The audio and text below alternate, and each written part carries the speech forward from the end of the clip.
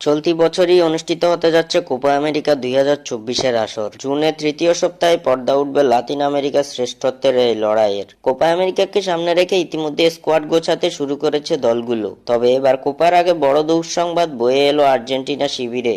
লাতিন ফুটবলের সবচেয়ে বড় এই আসরের আগে ইনজুরি হানা দিয়েছে আলবিসেলেস্তা শিবিরে। ইনজুরিতে পড়েছেন আর্জেন্টাইন অধিনায়ক লিওনেল মেসি ও ডিফেন্ডার মার্কোস আকুনা। মন্ট্রিয়ালের বিপক্ষের ম্যাচে ইনজুরিতে পড়েছেন আর্জেন্টাইন অধিনায়ক লিওনেল মেসি। মেজর লিগ সকারের ম্যাচে মন্ট্রিয়ালের বিপক্ষের পুরো ম্যাচ খেললেও ইনজুরি মাথা চেপে বসেছে এলএম টেনের। এমনটাই নিশ্চিত করেছে আমেরিকার মিডিয়াগুলো। ইউএস টুডে তাদের এক প্রতিবেদনে জানিয়েছে ইন্টার মায়ামির হয়ে আগামী 2 ম্যাচে বিশ্রামে থাকবেন মেসি। কোপা আমেরিকার বিবেচনায় আগামী বুধবার অরল্যান্ডো সিটি ও আগামী শনিবার ডিসি ইউনাইটেডের বিপক্ষের ম্যাচে দেখা নাও যেতে পারে লিওনেল মেসিকে। এদিকে ইনজুরির কবলে পড়েছেন সেভিয়ার হয়ে খেলা আর্জেন্টিনার ডিফেন্ডার মার্কোস আকুনা। সেভিয়ার হয়ে ভিয়ারিয়ালের বিপক্ষের ম্যাচ